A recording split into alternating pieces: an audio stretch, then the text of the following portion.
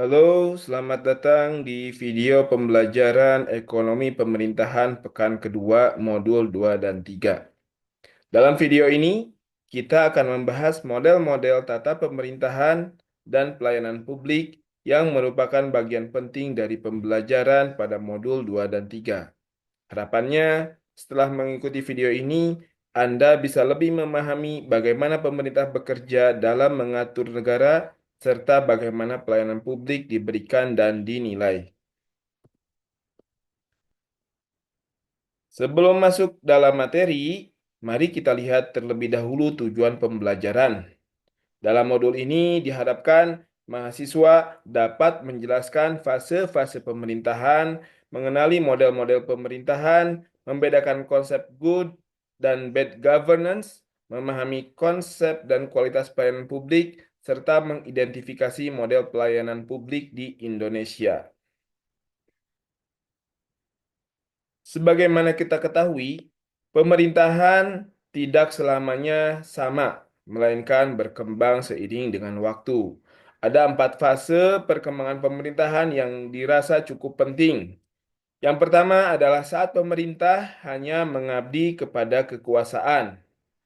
Ini terjadi pada zaman kerajaan. Yang kedua, saat pemerintah bergeser kepada masa dominasi negara dalam upaya meningkatkan kesejahteraan masyarakat. Yang ketiga adalah peran negara mulai dikurangi dan digantikan oleh peran swasta. Dan yang keempat, fase reformasi manajerial yang menempatkan pemerintah sebagai bagian dari tata kelola bersama. Itu adalah fase-fase perkembangan pemerintahan. Selanjutnya, kita akan berbicara tentang konsep dan model tata pemerintahan. Governance atau kepemerintahan muncul sebagai jawaban atas birokrasi lama yang kaku. Ada 4 model menurut B. Guy Peters terkait model tata pemerintahan. Yang pertama adalah model pasar atau market model yang mengedepankan tentang efisiensi dan insentif pasar. Yang kedua adalah model partisipatif atau participation model yang menekankan tentang pentingnya suara warga dalam perumusan kebijakan. Yang ketiga adalah flexible government atau model fleksibel yang cepat merespon terkait perubahan. Dan yang keempat adalah deregulation model atau membebaskan birokrasi dari aturan yang kaku. Masing-masing model pemerintahan ini memiliki kekuatan dan kelemahan. Misalnya, model pasar unggul dalam efisiensi, tapi bisa mengabaikan keadilan sosial. Model partisipatif meningkatkan legitimasi dan keterlibatan warga, tapi prosesnya bisa memakan waktu. Sementara model fleksibel responsif terhadap perubahan, tetapi bisa lemah dalam akuntabilitas. Dan model deregulasi membuka ruang inisiatif, tapi butuh birokrasi yang sangat profesional. Dalam prakteknya, kombinasi adaptif dari berbagai model tata pemerintahan tersebut sering menjadi solusi yang baik. Saat ini kita akan berbicara tentang good dan bad governance. Good governance menurut UNDP dan World Bank memiliki ciri partisipasi yang tinggi, transparansi, akuntabilitas, dan rule of law untuk meningkatkan efisiensi. Sebaliknya, bad governance terjadi ketika publik dan privat tercampur, hukum lemah, birokrasi korup dan tertutup, dan pembangunan prioritas salah arah. Di Indonesia, fenomena ini nyata terjadi di waktu Orde Baru, di mana birokrasi dijadikan alat politik.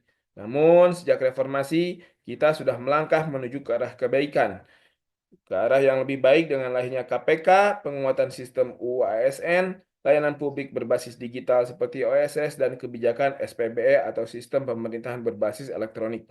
Hal tersebut masih memerlukan penyempurnaan sebagai bagian dari upaya sistemik menuju pemerintahan yang lebih bersih dan efisien. Kalau kita berbicara reformasi birokrasi di Indonesia, ini merupakan proses yang sangat penting. Reformasi diharapkan mampu mengubah dari birokrasi yang hierarkis dan tidak netral, bergeser menjadi birokrasi yang rasional, partisipatif, dan berorientasi pada pelayanan publik yang profesional. Merit system harus menggantikan nepotisme. Profesionalisme, transparansi, dan akuntabilitas menjadi nilai dan kata kunci dalam birokrasi modern. Untuk negara Indonesia, reformasi birokrasi ini bukan proses yang instan. Sejak 2010-an, kita punya roadmap reformasi yang mencakup penataan struktur, perbaikan SDM, peningkatan akuntabilitas hingga digitalisasi tata kelola. Namun tantangannya masih besar, mulai dari resistensi perubahan, keterbatasan kepala daerah sebagai pengambil keputusan, hingga budaya birokrasi yang belum sepenuhnya profesional. Jadi pertanyaannya bukan hanya sejauh mana kita sudah melangkah, tetapi sebagaimana serius kita menjaga konsistensi arah perubahan ini. Nah, saat ini kita berbicara tentang konsep pelayanan publik. Pelayanan publik adalah hak warga negara dan tanggung jawab negara.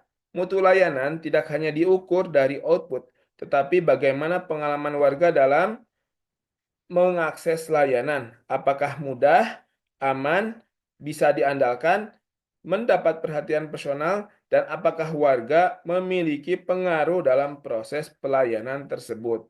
Ini menjadi beberapa konsep yang harus dipahami dalam pelayanan publik. Terus bagaimana kita mengukur kualitas layanan publik? Ada beberapa cara untuk mengukur kualitas layanan publik, antara lain survei, indeks kepuasan masyarakat. Juga bisa melalui wawancara ataupun bisa melalui focus group discussion. Evaluasi ini penting dilakukan agar layanan bisa terus ditingkatkan. Yang dievaluasi tidak hanya angka, tetapi pengalaman warga sebagai pengguna layanan. Terus, apa saja model-model pelayanan publik di Indonesia?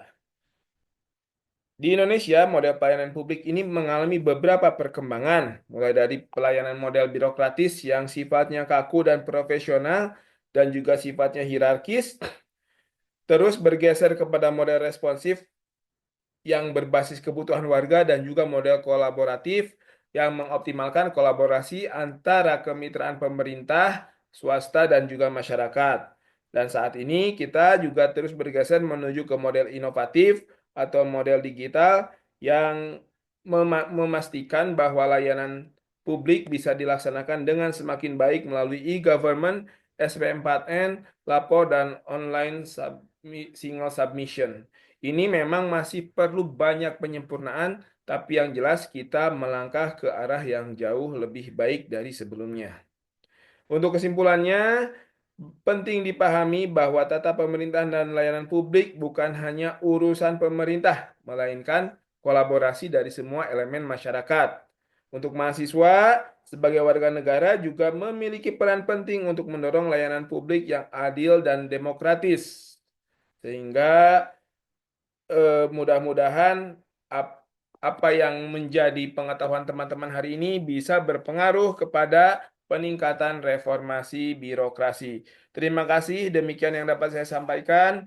Mudah-mudahan berguna untuk teman-teman baik di kuliah maupun di dunia nyata. Terima kasih.